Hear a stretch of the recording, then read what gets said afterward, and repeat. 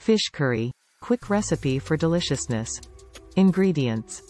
500 grams fish fillets, any white fish. 1 onion, chopped. 2 tomatoes, chopped.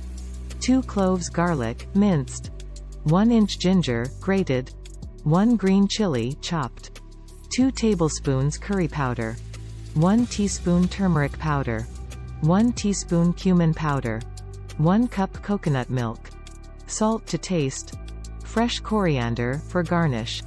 Instructions. In a pan, sauté chopped onion until golden brown. Add minced garlic, grated ginger, and chopped green chili. Cook for 2 minutes. Stir in curry powder, turmeric, and cumin. Cook for an additional 2 minutes. Add chopped tomatoes and cook until they soften. Pour in coconut milk and bring to a simmer. Season with salt to taste. Gently place fish fillets into the simmering curry. Cook for 8–10 minutes or until fish is cooked through. Garnish with fresh coriander. Serve the fish curry over rice or with your preferred side. Enjoy your fish curry.